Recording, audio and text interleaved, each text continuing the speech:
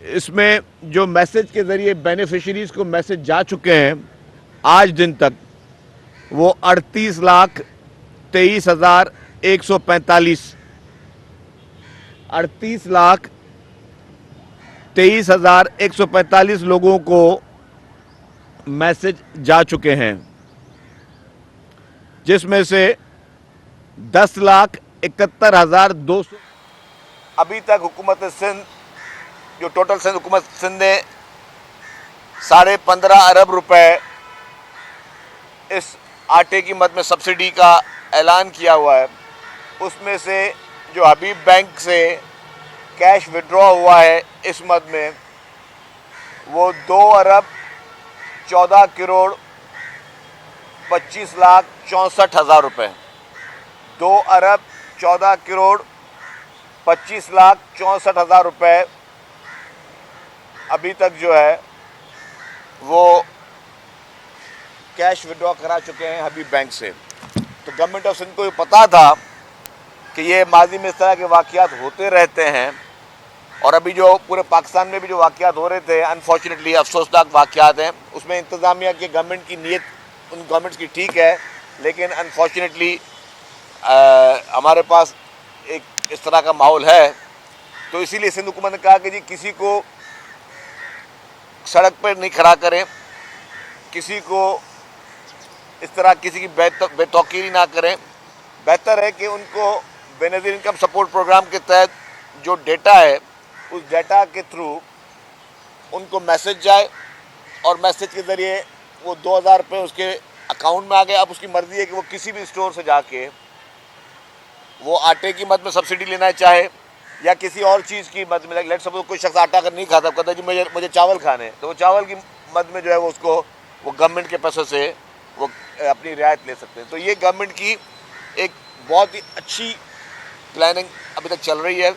मैं अभी तक का डेटा देता रहा हूँ, ये पूरे रमज़ान में चलता रहेगा, और रमज़ान भर में इंशाअल्लाह ताला 15.5 अरब रुपए की सब्सिडी हम दे चुके होंगे। लेकिन इसके बावजूद भी वज़ीर आला सिंध सैयद मुराद अली शाह साहब ने खुसूसी तौर पर ये कहा है कि अगर कोई और शख्स समझता है कि मेरी मंथली इनकम 50,000 रुपये से कम है, तो वो बेनज़ीर इनकम सपोर्ट प्रोग्राम के उन सेंटर पर जाए या 8171 पर अपना शनाख्ती कार्ड मैसेज करे और अपने कवायफ दे, तो विदिन 24 आवर्स जो है वो भी इनरोल्ड हो जाएगा।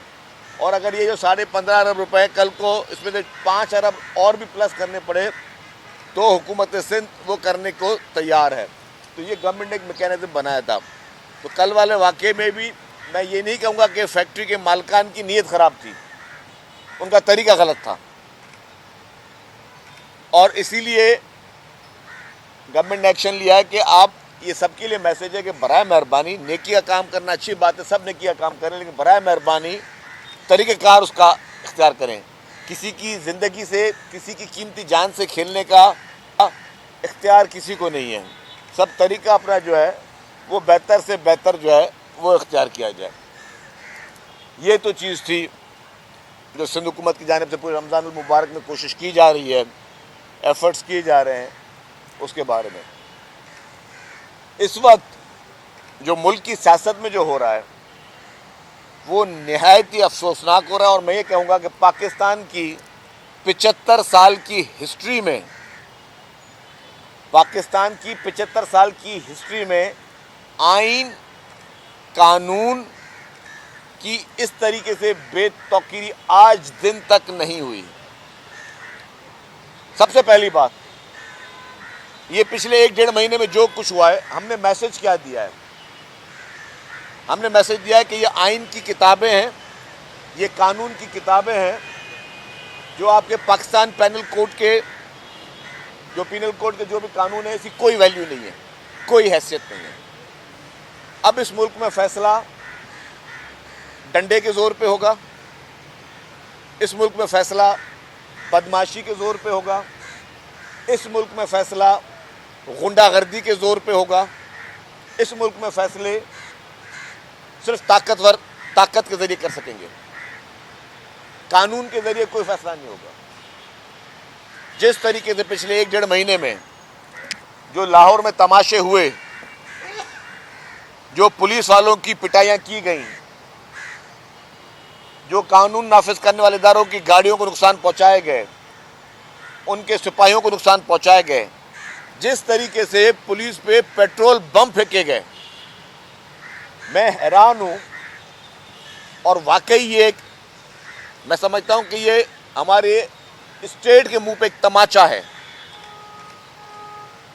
कि पेट्रोल बम फेंके जा रहे हैं किसी के घर से, किसी घर की छत से, और कोई गिरफ्तार नहीं है। जो गिरफ्तार है सबको जमानतें मिल रही हैं। अगर खुदा न खासा उस पेट्रोल बम में, जो कि आपने देखे कि पुलिस वालों ने फिर भाग के जान छुड़ाई वहां पे अपनी, अगर कुछ हमारे सिपाही शहीद भी हो जाते तो भी कोई पूछने वाला नहीं था। एक दफ़ा इमरान खान या पीटीआई की तरफ से ये नहीं कहा गया कि हम अपने कारकुनों को रोकें या मजम्मत करते हैं कि जी हमारे कारकुन पुरअमन रहें, हमारे कारकुन कानून हाथ में ना लें। आपकी पंजाब की एक पीटीआई की लीडर साहिबा, जिनकी ऑडियो लीक हुई टाइगर फोर्स के सदर आरिफ अलवी से, उसमें वो कह रही है कि हमारे कारकुन पेट्रोल बम फेंक रहे हैं। मतलब आप देखें कितनी अदालतें हैं, सेशन अदालतें हैं, लाहौर हाई कोर्ट है, सुप्रीम कोर्ट है, पूरी अदालतें देख रही हैं कि जितने भी मौजूद जज साहिबान, मैं लफ्ज़ इस्तेमाल करूंगा मौजूद जज साहिबान, जब अपने घर पे होते हैं तो उनके बाहर सिपाही पुलिस वाला होता है, गाड़ी में बैठते हैं तो सिपाही पुलिस वाला होता है, अपने घर से लेके कोर्ट तक जाते हैं तो आगे पीछे मोबाइलें होती हैं, उसमें सिपाही पुलिस वाले हैं, आप कोर्ट रूम में बैठते हैं तो आपके सिक्योरिटी पे सिपाही पुलिस वाले हैं। उन पुलिस वालों को जूते मारे जाएं, उनको डंडे मारे जाएं, उनको पत्थर मारे जाएं, उनके ऊपर, उन पुलिस वालों के ऊपर पेट्रोल बम से अटैक हो, किसी एक अदालत ने सुओ मोटो नोटिस नहीं लिया कि ये मुल्क में क्या हो रहा है। तो क्या मतलब, अगर और इस पर देखें कि आप ना कोई शोर मच रहा है, मैं तो अफसोस के साथ कहता हूँ ना मीडिया में शोर मच रहा है, ना किसी अदालत में शोर मच रहा है, ना कोई पॉलिटिकल पार्टी उसको इस तरह उठा रही है कि यार आप ये मुल्क, किस मुल्क में बैठे हो जहाँ पे आप पुलिस वालों को सरेआम बेतौकीरी करो, उनको मारो, उनको डंडे मारो, उनके ऊपर पेट्रोल बमों से, ये पेट्रोल बम से हमला, ये दहशतगर्दी है। ये कोई लड़ाई झगड़ा नहीं है, ये दहशतगर्दी में शुमार होता है पेट्रोल बम से हमला। तो आप ये चीज़ कर लो, लेकिन कोई अदालत सुओ मोटो नोटिस नहीं लेगी उस पर। इससे बड़ी लाकानूनियत पूरे मुल्क में कहीं नहीं हो सकती।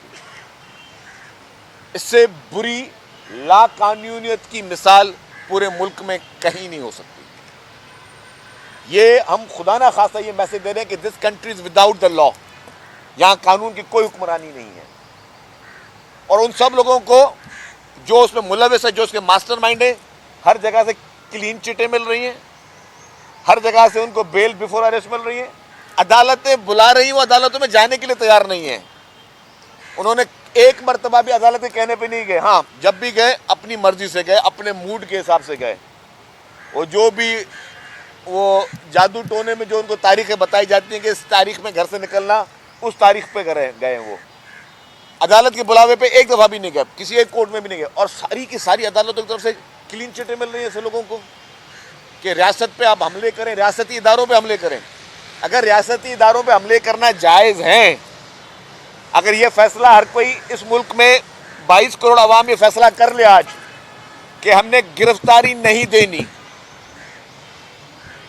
कल भी जो फैक्ट्री का वाकया हुआ, अगर वो फैक्ट्री के मालिकान फैसला कर ले कि हमने गिरफ्तारी नहीं देनी है, अगर इस मुल्क में हर शख्स फैसला करके अब मेरी गिरफ्तारी का फैसला मैं करूंगा कि मैंने गिरफ्तारी देनी है नहीं देनी है, तो फिर ये सारी चीजें बंद कर दी जाए। मैं पहले ये 10 दफा कह चुका हूं, पाकिस्तान पीपुल्स पार्टी की लीडरशिप जब उनके वारंट निकाले गए, इज्जत के साथ, ग्रेस के साथ, हिम्मत के साथ, और मैं कहूंगा बुर्दबारी के साथ गिरफ्तारियां दी हैं।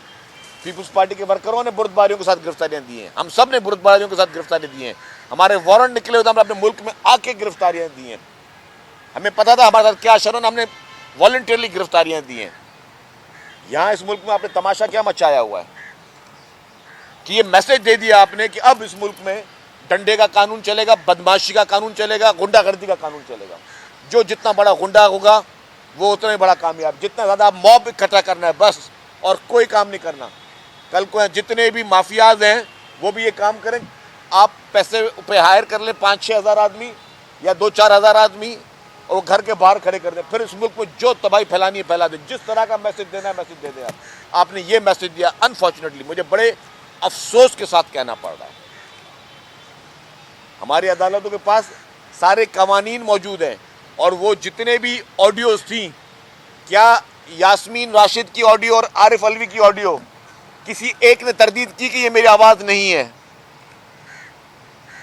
क्या आरिफ अलवी ने कहा कि ये मेरी आवाज़ नहीं है? क्या यास्मीन राशिद ने कहा ये मेरी आवाज़ नहीं कहा? और यास्मीन राशिद साहिबा उस ऑडियो में मान रही हैं कि हमारे कारकुनान पेट्रोल बम फेंक रहे हैं, उसके बावजूद इस मुल्क का कानून साइलेंट है।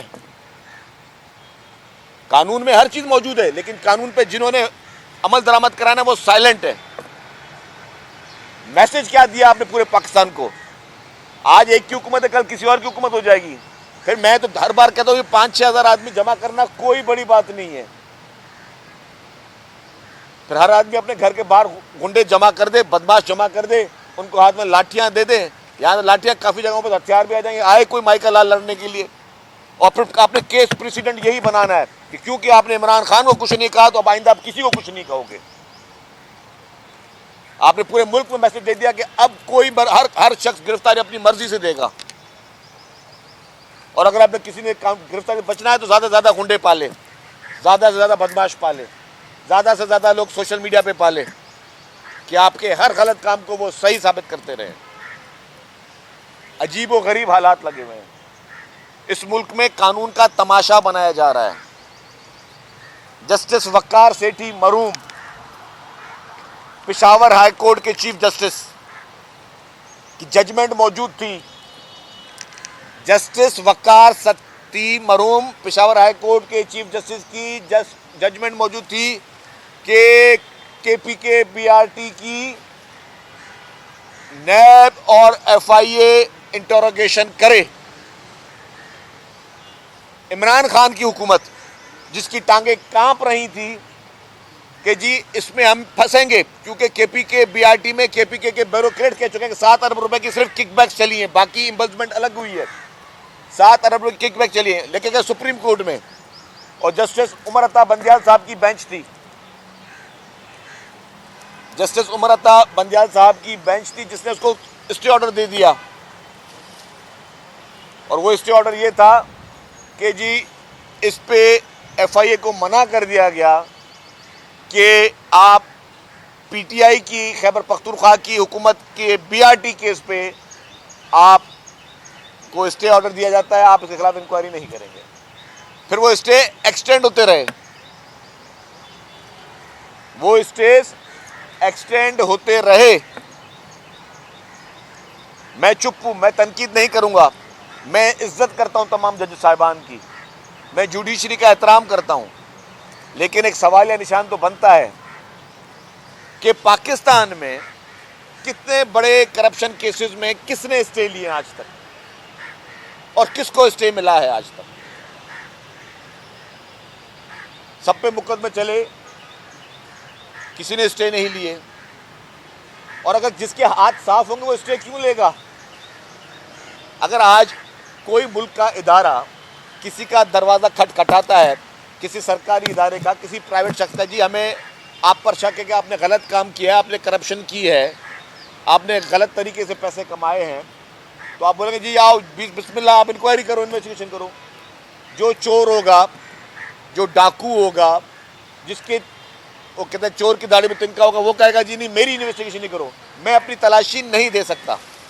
तो इमरान खान ने ये किया, परवेज खटक ने ये किया, KPK की गवर्नमेंट ने ये किया। उन्होंने कहा हम तलाशी नहीं देंगे।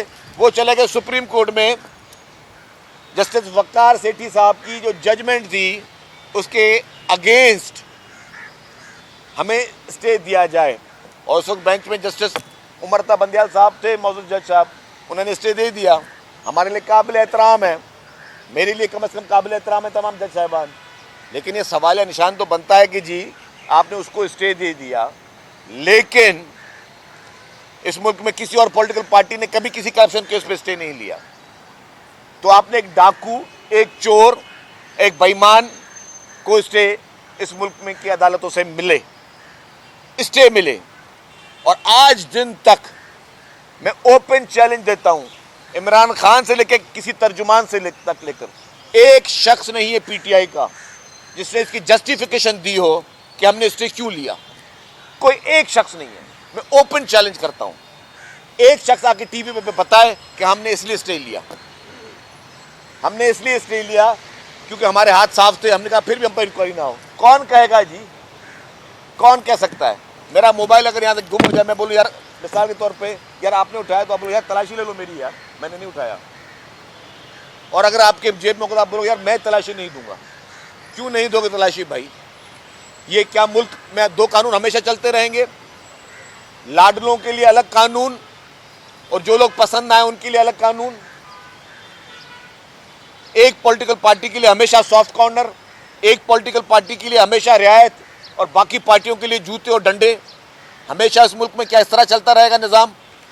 एक पॉलिटिकल पार्टी को करप्शन अलाउ है, एक पॉलिटिकल पार्टी को तोशाखाना के डाके अलाउ हैं, एक पॉलिटिकल पार्टी को फॉरेन फंडिंग की बेईमानी अलाउ है, एक पॉलिटिकल पार्टी को इसराइल और भारत से फंडिंग अलाउ है, एक पॉलिटिकल पार्टी को बीआरटी और मलम जबा जैसे डकैतियां अलाउ हैं। और उसके बावजूद कोई तलाशी के लिए जाए तो उनके लिए स्टे ऑर्डर अलाउ हैं, एडवांस में उनके लिए जमानतें अलाउ हैं, कोर्ट में वो पेशियां दे ना दें हर चीज़ उनको अलाउ है। तो ये कब तक ये दोगला कानून इस मुल्क में चलता रहेगा? कब तक एक मुल्क में दो निज़ाम चलते रहेंगे? और आप इसकी, मैं कहता हूं कि फैक्ट फाइंडिंग रिपोर्ट है, कौन कौन इनको हमेशा इनके सहूलतकार बनते रहे हैं। आज साकिब निसार क्यों नहीं खुल के आके, जिस धरले से वो घूमता फिरता था, आके घूम फिरता, क्यों नहीं बताता कि जिसने उसको सादिक अमीन का टाइटल दिया था, उसको इस जैसे चोर और बेईमान शख्स को सादिक और अमीन का टाइटल दिया था, वो कहाँ छुपा हुआ बैठा हुआ है? आज आके उसका दिफा टीवी पे आके क्यों नहीं करता? इस मुल्क के निज़ाम को तबाह किया गया। और अल्लाह ना करे, अल्लाह ना करे, क्योंकि ये मुल्क है तो हम हैं। मैं ये बात 100 दफ़ा कहता हूँ। सियासी पार्टियां बात की बात हैं, सियासी जमातों की सेकेंडरी वैल्यू है। पहली बात है कि इस मुल्क में सियासी निज़ाम, इस मुल्क का निज़ाम और इस मुल्क का हर इदारे की तौकीर, वो इम्पोर्टेंट है। जो पोलराइजेशन इमरान खान ने इस मुल्क के साथ की है और जिस तरीके से इमरान खान को, उस लाडले को जो हेल्प हर जगह से मिली है, ये पाकिस्तान की तारीख में कोई मिसाल नहीं मिलती। और पाकिस्तान पीपुल्स पार्टी हमेशा एक सवाल अदालत से पूछने का हक रखती है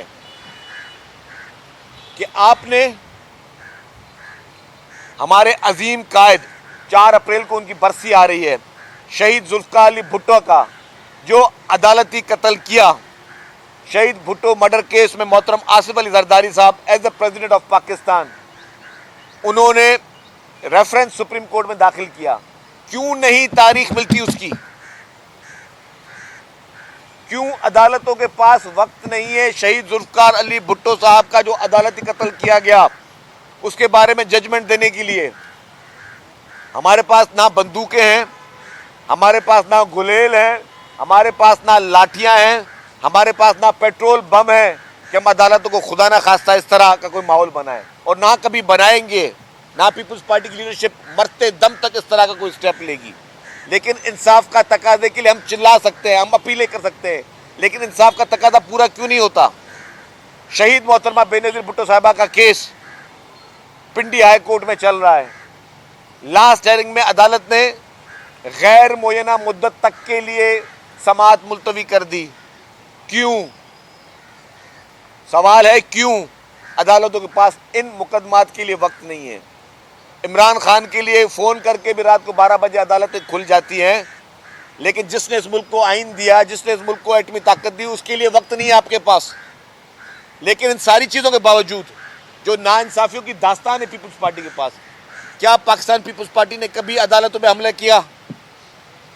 ये पूरे मुल्क की एक एक जमात के लिए मैसेज है, ये मुल्क के एक एक इदारे के लिए मैसेज है जितनी शिकायतें हुई, जितनी ज्यादतियां पीपुल्स पार्टी के साथ हुई, जिस तरीके से पीपुल्स पार्टी को हमेशा दीवार से लगाने की कोशिशें की गई, सब कुव्वतों ने मिलकर पीपुल्स पार्टी के साथ ज्यादती की, लेकिन कभी पाकिस्तान पीपुल्स पार्टी ने पोलराइजेशन की तरफ बढ़ी, कभी पीपुल्स पार्टी किसी इदारे के खिलाफ इस तरह की घटिया हरकतों की तरफ बढ़ी, कभी पाकिस्तान पीपुल्स पार्टी किसी इदारे पे हमले के लिए आगे बढ़ी, कभी इक़्तिदार की लालच में पीपुल्स पार्टी ने इस हद तक कभी गिरी जो इस मुल्क में सख्त हो रहा है?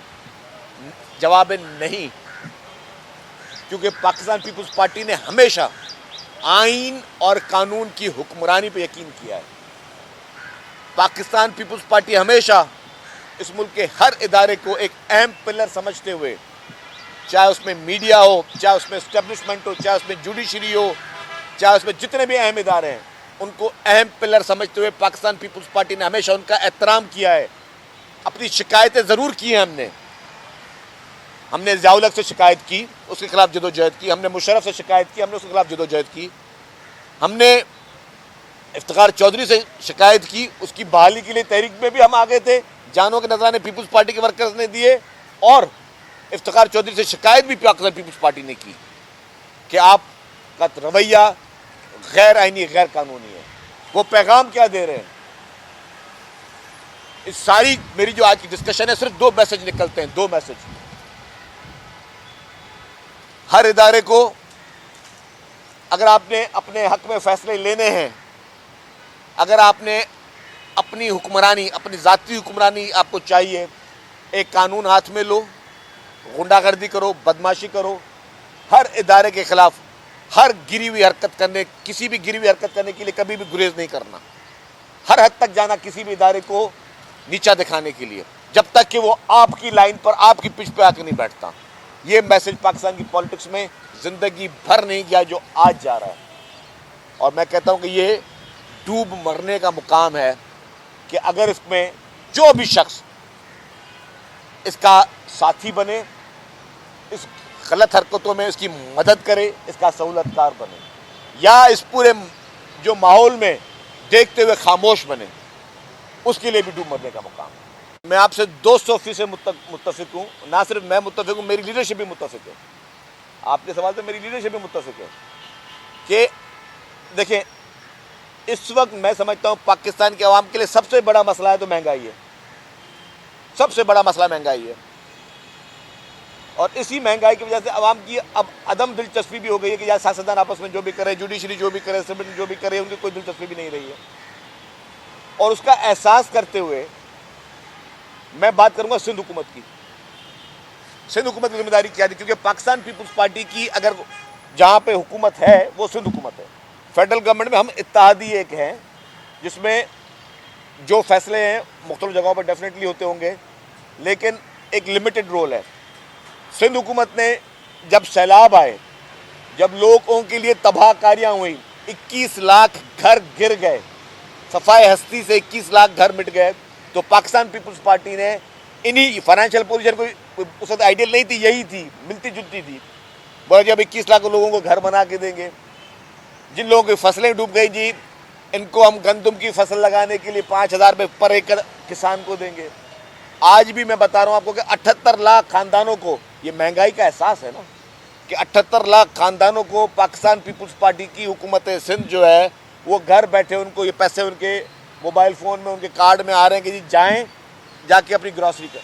ये एहसास है इस महंगाई के तूफ़ान में, जहाँ पे इंसान का इलाज भी इस वक्त अजाब बना हुआ है, वहाँ पे पाकिस्तान पीपुल्स पार्टी की सिंध हुकूमत मुफ्त में सारे इलाज कर रही है, मुफ्त में।